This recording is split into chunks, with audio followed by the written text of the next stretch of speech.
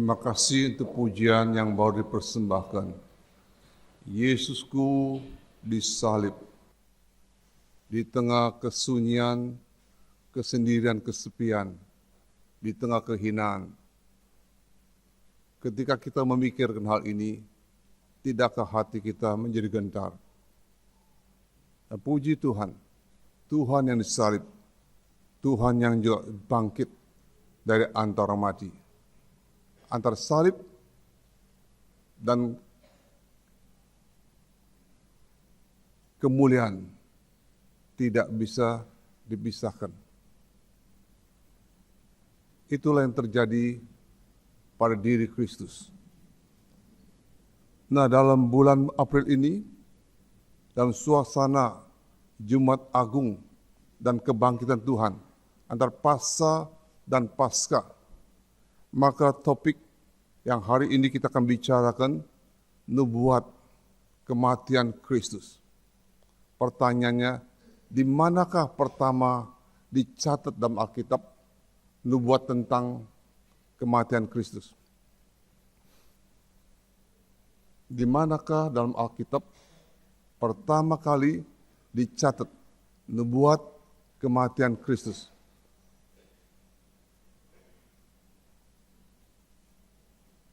Nah, saya bertanya, suruh mesti jawab. Di manakah dalam Alkitab dicatat pertama kali nubuat tentang kematian Kristus? Di mana, saudara? Dalam Alkitab? Kejadian 3:15. Kejadian 3:15 itu tentang apa, saudara? Apakah bicara kematian? Dalam dunia teologi itu namanya Proto-Evangelium. Ada kabar baik yang lebih dulu diberitakan tentang seorang juru selamat. Tapi apakah disana bicara tentang nubuat kematian Tuhan? Nah, dilambangkan apakah yang ada dan tercatat dalam Alkitab tentang kematian Kristus?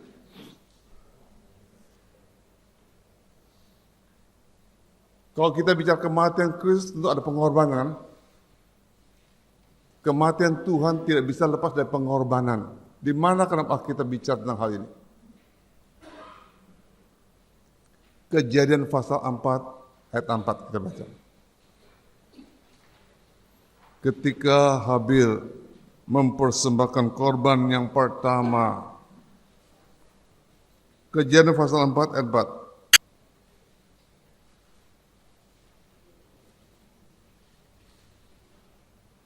Dapat? Kejadian 4 ayat 4. Kita baca bersama-sama. Habil juga mempersembahkan korban persembahan dan anak sulung kambing dombanya, yaitu lemak-lemaknya. Maka Tuhan mengindahkan Habil dan korban persembahannya itu. Tuhan berkenan akan persembahan Habil. Lalu puncaknya Kejadian 22. Ketika Abraham mempersembahkan Ishak. Lalu di akhir dalam kitab Nehemia pasal 10 ayat 31. Nah, Yesaya 53 menggambar lebih detail tentang apa yang terjadi, apa yang sebenarnya terjadi di Yesaya 53. Banyak nubuat dalam Alkitab tentang kematian Kristus. Nah, ketika tadi kita baca Yesaya 53, coba kita kembali di Yesaya 53.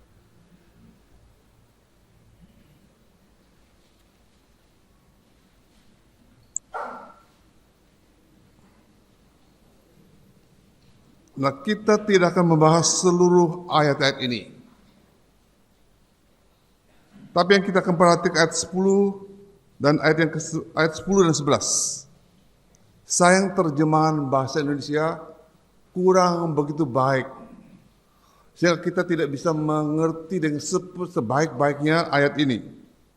Yesaya 53 ayat 10 dan 11. Saya bacakan.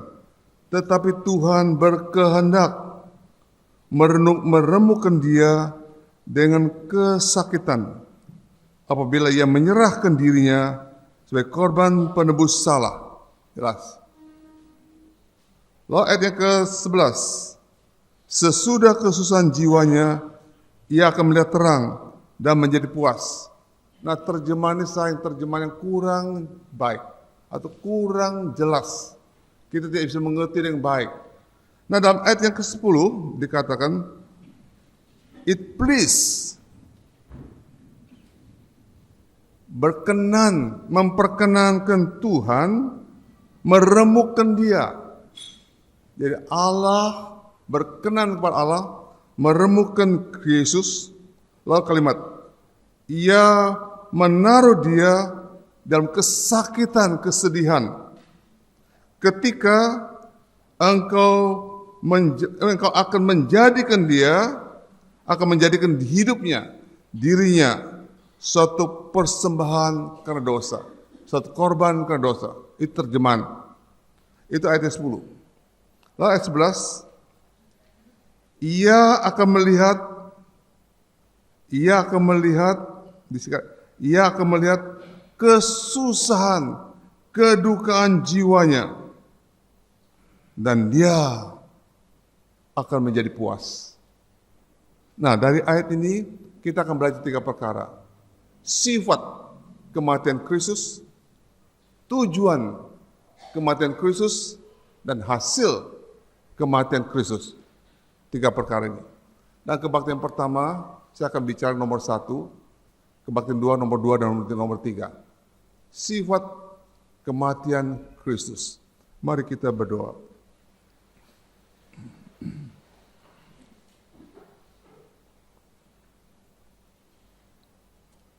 Bapa kami yang di dalam sorga, adakah kami di sana ketika Yesus disalibkan?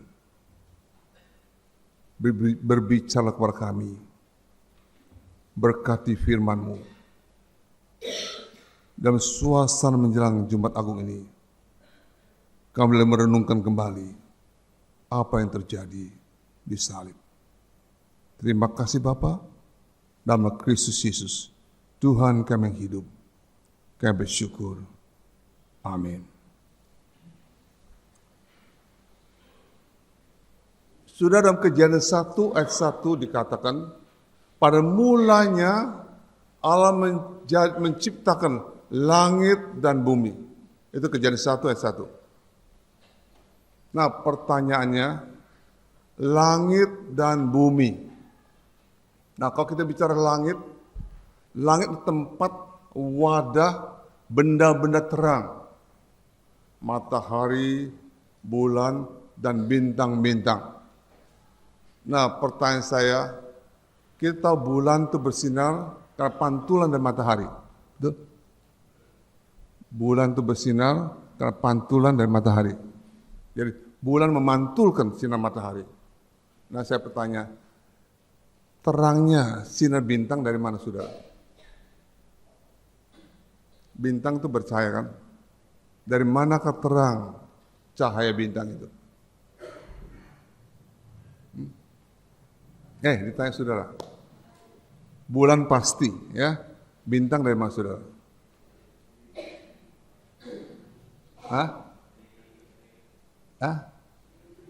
Sendiri?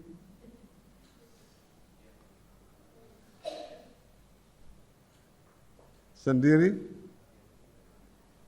Yakin? Bintang itu bercahaya dengan sendiri, dari dirinya sendiri gitu. Yakin? Betul?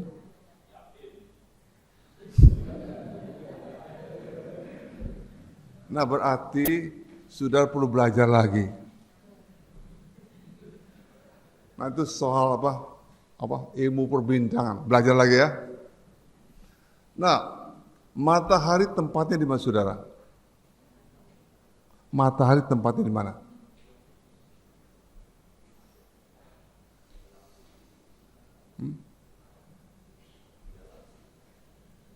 Di sana kan, di langit yang terdiri dari 1 juta galaksi.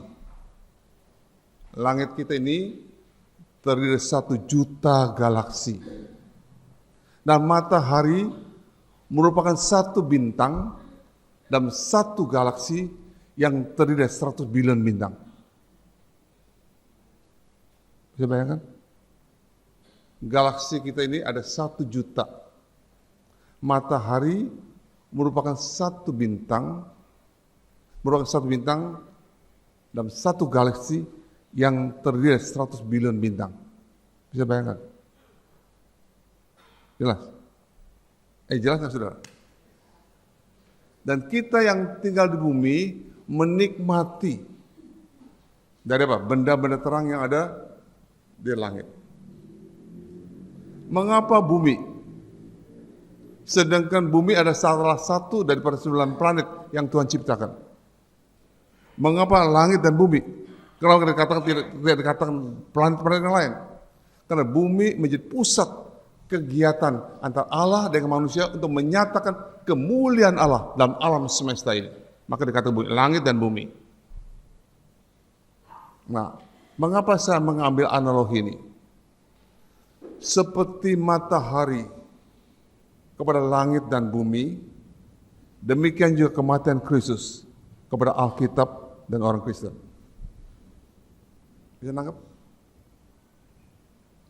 Saya kata seperti matahari kepada langit dan bumi, demikian juga kematian Kristus kepada Alkitab dan kekristenan. Seperti matahari tempatnya keberadaan di langit, tempat keberadaan Alkitab, tempat keberadaan kematian Kristus juga dalam Alkitab. Maka ada nubuat tentang kematian Kristus. Hasil kematian Kristus siapa yang dinikmati? Orang Kristen. Jelas. Bisa nangkap Pak? Menangkap nggak saudara? Menangkap tidak saudara?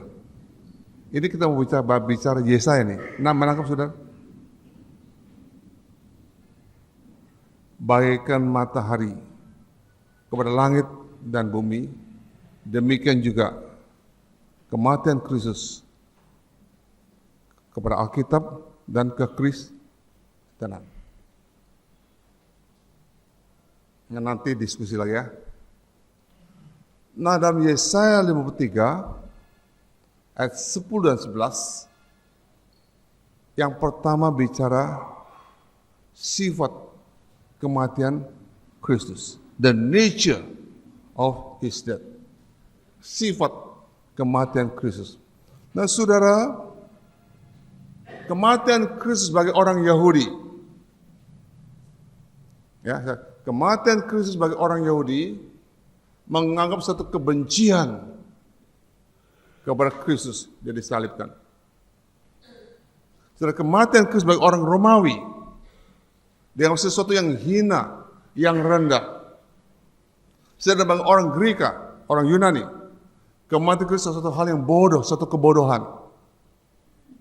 Tetapi bagi kaum rasionalis, rasional artinya orang yang selalu berpikir, berpangkal kepada hal-hal yang rasional. Kematian Kristus bagi mereka ada satu martir, mati syahid. Nah, itu berbagai tanggapan pandangan orang-orang di dunia ini. Tetapi dari segi Alkitab, Yesaya 53 ayat 10 dikatakan, apa? It please, dikatakan, it please the Lord. Kematian Kristus berkenan di hati Tuhan, menyenangkan hati Tuhan, meremukkan dia. Saudara, dalam Roma pasal 8:30 dikatakan, ia tidak menyayangkan anaknya sendiri, melainkan menyerahkan, memberikan kepada kita. Jadi kematian Kristus berada di antara keadilan Allah dan keberdosaan manusia. Maka Yesus pernah berkata, tidak ada seorang pun mengambil nyawaku dariku, melainkan aku dengan rela menyerahkannya. Jelas. Nah, kita lihat. 2 minggu lagi kita akan merayakan Jumat Agung. Suatu hari yang paling agung dalam sejarah manusia. Mengapa? Karena pada hari itu darah yang tidak berdosa dialirkan untuk orang yang berdosa. Yang adil diadili secara tidak adil oleh orang yang tidak adil. Yang suci dihukum secara tanpa hukum oleh yang terhukum. Nangkep? Nangkep nggak saudara? Nangkep saudara? Belum. Coba ya. Yang adil diadili secara tidak adil oleh yang tidak adil. Yang suci dihukum serta tanpa hukum oleh yang terhukum. Jelas? Nangkep saudara? Nangkep kan saudara? Yang benar dihakimi secara tidak benar oleh yang tidak benar. Nangkep? Nangkep? Yang baik diperlakukan secara tidak baik oleh yang tidak baik. Yang mulia direndahkan secara terhina oleh yang terhina.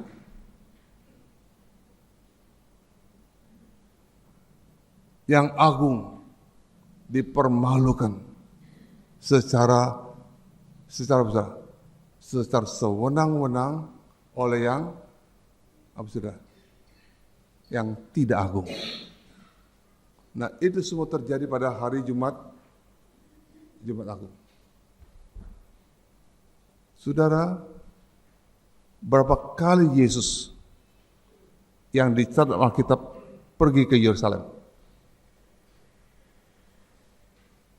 Berapa kali Alkitab mencatat Yesus pergi ke Yerusalem? Ya, saudara, berapa kali?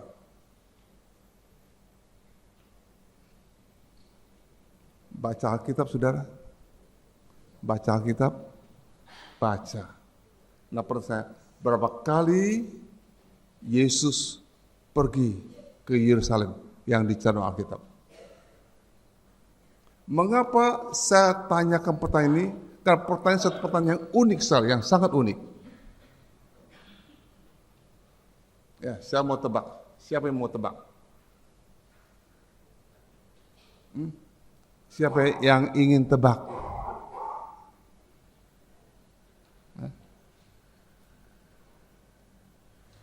Berapa kali?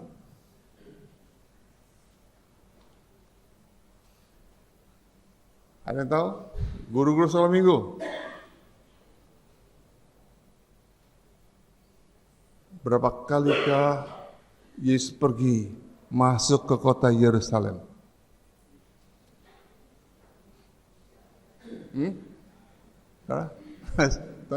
Tanya AI katanya. 4 kali. Selalu berhubungan dengan apa? Hari Raya Paskah. 4 kali. Selalu dia ke Yerusalem berkenaan dengan apa? Hari Raya Paskah. Tetapi yang keempat kali yang terakhir, satu hal yang unik, satu hal yang khusus. Dia masuk ke Yerusalem atau pergi ke Yerusalem untuk menggenapkan segala yang tertulis tentang dirinya dalam Alkitab Perjanjian Lama. Alkitab mencatat berulang kali Yesus menghindari diri, melarikan diri, menyembunyikan diri ketika menghadapi bahaya apa yang mengancam jiwanya, orang hidupnya dari orang-orang yang berusaha menangkap kesalahan lalu menangkap untuk membunuh dia. Tapi kali yang keempat, bukan dia bodoh, tidak. Bukan ia tidak mengetahui situasi politik, tidak. Bukan dia tidak tahu tentang kondisi yang sangat bahaya. Tapi dia tahu yang pasti dan jelas tujuannya ke dalam dunia ini untuk apa. Yang keempat kali, dia pergi ke Yerusalem, dia tahu apakah tujuannya datang ke dalam dunia ini. Nah, kita baca Injil Lukas pasal 13. Perhatikan ya, antara nubuat dengan penggenapan nubuat itu. Lukas 13 ayat yang ke-22.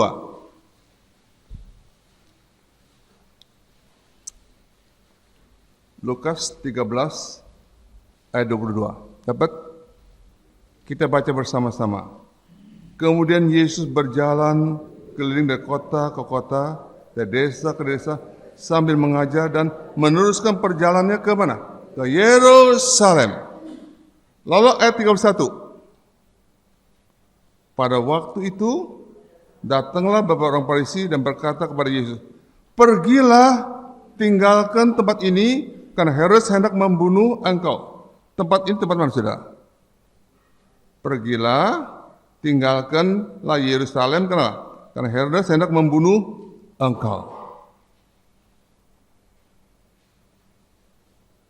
Jelas? Nah, pertanyaan saya, yang mau membunuh Yesus siapa, saudara? Yang mau membunuh Yesus siapakah?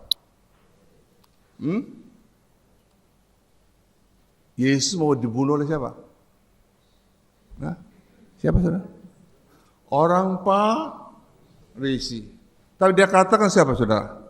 Yang membunuh siapa? Bukan kami. Jelas? Jelas, saudara? Nah, dalam pengalaman hidup kita ini, seringkali kita menjumpai apa, saudara? Seringkali kita menjumpai apa, saudara? Orang-orang yang mukanya tersenyum, hatinya pisau. Ngerti, saudara? Ngerti, saudara? Ngerti? Yang membiasakan diri mencelakakan orang lain bertopeng yang indah. Peribahasa Tionghoa mengatakan, saudara, dalam tertawa ada pisau yang disediakan. Apa arti, saudara? Dalam tertawa ada pisau yang disediakan. Artinya apa, saudara? Ini pepatah bahasa Tionghoa ya. Dalam tertawa ada pisau yang disediakan. Artinya apa, saudara? Menikahkan kecelakaan pada orang lain. Artinya apa, saudara? Mendatangkan kecelakaan melalui orang lain supaya apa, saudara? Tidak dicurigai siapa dalangnya. Kurang lebih begitu. Ngerti, saudara? Yang membunuh orang apa? Orang Farisi. Dalangnya. Tetapi, saudara, yang dituduh siapa? Nah, seringkali dalam hidup kita menghadapi orang-orang yang membiasakan diri dalam kondisi semacam ini. Maka, apa, saudara partai? Apa dijawab oleh Yesus? Ayat 32. Ayat 32. Apa Tuhan katakan?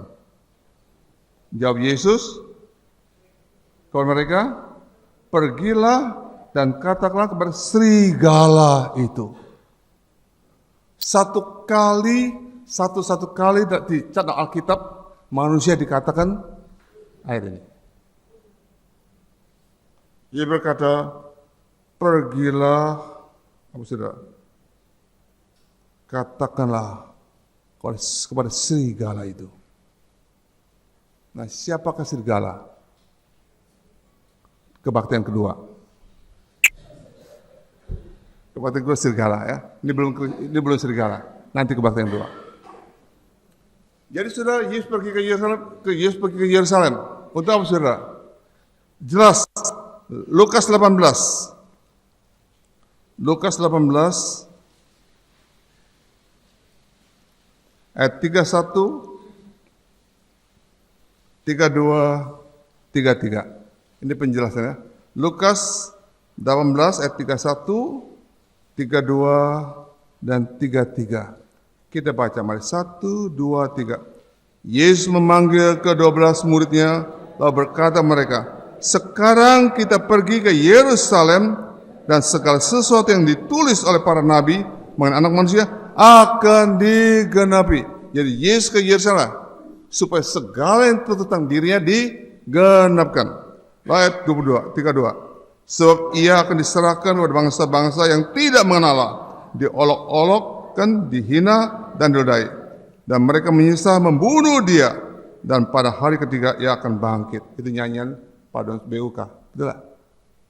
Yesus pergi ke Yerusalem udah menggenapi segala sesuatu yang tertentang di dirinya. Mati di Yerusalem. Nah, bagus sekali ya. Kalau sudah baca Markus pasal 10, Injil Markus pasal 10. Nah, cerita yang lebih mendetail menjelaskan. Markus 10 ayat yang ke-32 sampai 33. Markus 10 32 dan 33. Dapat? Kita baca, mari 1, 2, 3. Yesus sedang dalam perjalanan ke Yerusalem dan Yesus berjalan depan. Ayo, murid-murid merasa cemas dan juga orang-orang mengikut dia. Ya, terus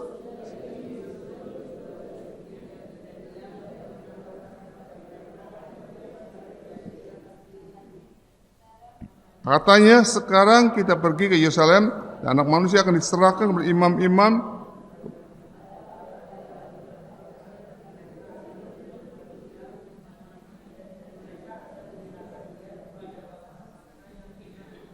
dan seterusnya. Jadi ternyata kita saudara, orang yang mengikut Yesus punya dua sikap.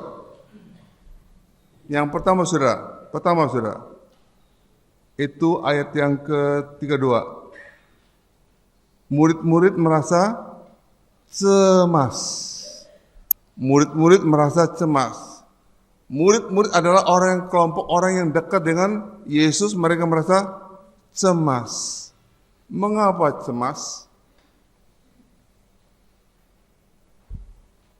Mereka melihat situasi yang kritis dan bahaya. Tapi juga mereka melihat Yesus Yesus seperti tidak menghiraukan apapun yang akan terjadi dalam dirinya. So, itu mereka cemas.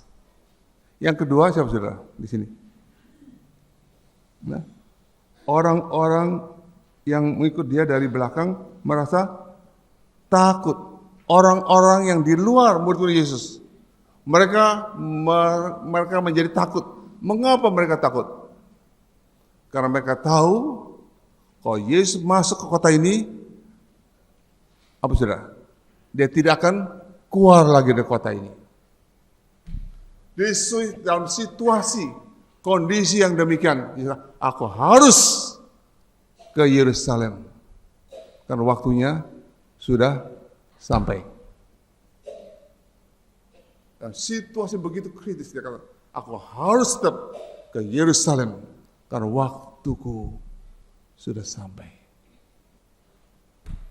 Suatu perkataan yang begitu dalam, begitu tinggi dari segala perkataan filsuf yang pernah dicatat dalam sejarah, bahkan filsuf eksistensialisme pada abad ke-20. Sudah saya tanya, kalau sudah menghadap bahaya, apa doa saudara? Ketika saudara menghadapi bahaya, apa doa saudara? Jawab jujur. Ketika saudara menghadapi bahaya, apakah doa saudara? Tuhan tolong lepaskan saya dari bahaya ini, betul nggak? Ketika saudara menghadapi kesulitan, apa doa saudara? Kalau dalam kesulitan, kesusahan, Tuhan lepaskan saya dari kesulitan-kesulitan ini. Betul? Normal nggak saudara? Normal nggak? Normal nggak? Normal. Tetapi apakah Yesus mengatakan menaikkan doa demikian? Apakah Yesus mengatakan dengan kata-kata berdoa yang demikian? Lepaskan aku gitu. Nah. Dia menggunakan satu perkataan yang begitu dalam, yang tidak pernah dikatakan oleh siapapun di dunia. Lepaskan aku dari saat ini. Lepaskan aku dari saat ini. Itu kairos. Kairos artinya waktu yang tidak akan terulang lagi dalam sejarah. Kairos artinya waktu yang unik sekali. Waktu di mana rencana Allah yang kekal digenapkan dalam proses sejarah. Waktu di mana kehendak Allah harus digenapi walaupun apa? Harus menderita. Itu namanya kairos. Lepaskan aku dari kairos ini. Saudara, kata-kata ini, lepaskan aku dari saat ini, ya, suatu ekspresi kesadaran eksistensi diri dalam limitasi waktu. Suatu pernyataan dia sadarkan dirinya dalam limitasi waktu. Saudara, kalau kita di sini ya, kalau kita berkata, lepaskan kami dari ruang ini, bisa enggak? Di sini kita berkata ya, lepaskan kami dari ruang ini. Apa artinya? Pengertiannya. Kita dalam limitasi materi gedung ini kan. Kalau kita lepaskan aku dari waktu. Lepaskan aku dari waktu. Apa artinya saudara? Kesadaran eksistensi kita dan hubungan yang kekal tapi diikat oleh kesementaran, keterbatasan. Saya contoh. Saudara, kalau dalam hidup saudara sudah dimaki-maki, diolok-olok, difitnah, dicela, mungkin saat itu seperti mimpi yang buruk. Seperti hantu yang menghantui saudara seumur hidup saudara. Betul lah. Tetapi jika tidak saat itu, saat sudah diolok-olok, dimaki-maki, difitnah, sudah bebas kan? Betul lah. Tetapi sudah tetap tidak bisa melepaskan diri dari saat itu. Nah, Yesus berkata, oh saudara, aku justru datang untuk apa? Saat itu. Itu kairos. Aku datang justru saat itu. Aku diutus untuk saat itu. Maka dia berkata apa? Waktuku sudah sampai. Berapa kali Alkitab mencatat dia melarikan diri, menyembunyikan karena waktunya belum sampai. Nah, ini kali katakan, waktuku sudah sampai. Saat itulah yang aku tunggu-tunggu. Maka dia berani kemana? Ke Yerusalem dengan apa? Dengan ketetapan hati. Menghadapi apa? Kematiannya. Saudara-saudara, orang-orang Yahudi juga pergi ke Yerusalem kan? Untuk apa? Orang-orang Yahudi pergi ke Yerusalem untuk apa?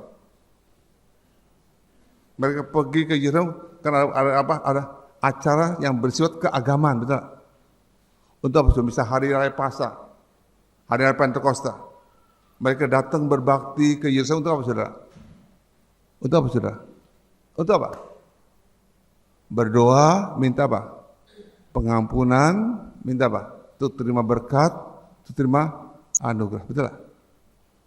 Dan Yesus pergi ke Yerusalem bukan minta pengampunan, bukan minta berkat.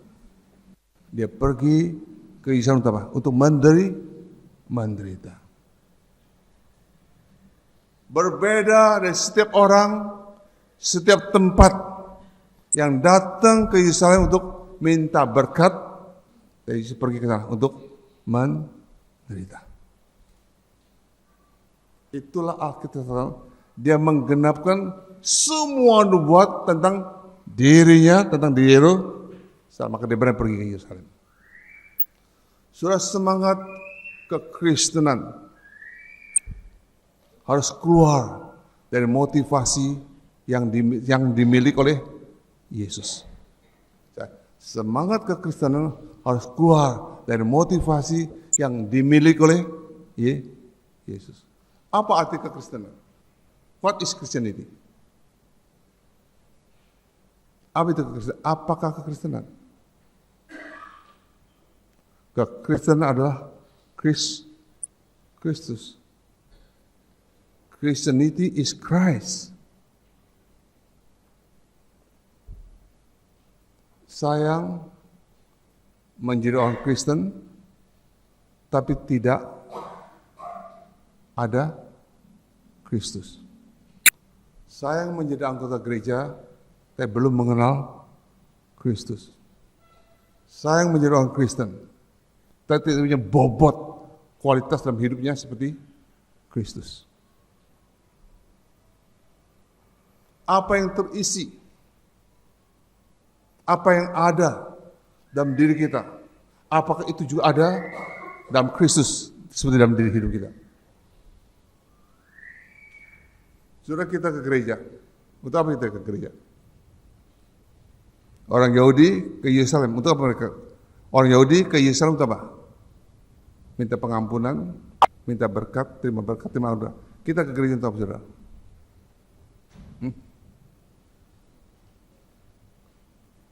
Cari untung? Memang. Cari berkat? Memang. Tetapi saudara, relakah saudara berkorban, menderita?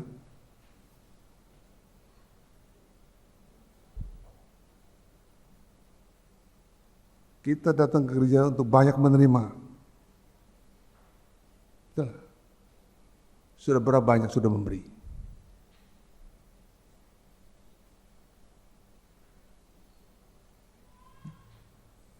Semangat kekristenan harus keluar dari motivasi yang dimiliki oleh Yesus. Kalau kita belum ke sana, kita belum pergi ke Yerusalem. Walaupun sekian lama kita menjadi orang Kristen, kalau kita belum keluar dari motivasi yang dimiliki Kristus, kita belum pergi ke Yerusalem. Sudah pikirkan baik-baik, sampai di manakah semangat kekristen kita? Adakah motivasi seperti yang dimiliki oleh Yesus? Bukan berkat, tapi menderita. Relakah kita memberi semuanya ini? Itulah nubuat tentang kematian Kristus yang digenapkan di mana? Di Yerusalem. Sudahkah kita pergi ke Yerusalem dan berada di kota Yerusalem? Kalau belum, kita belum bisa mengatakan saya orang Kristen. Kita berdoa.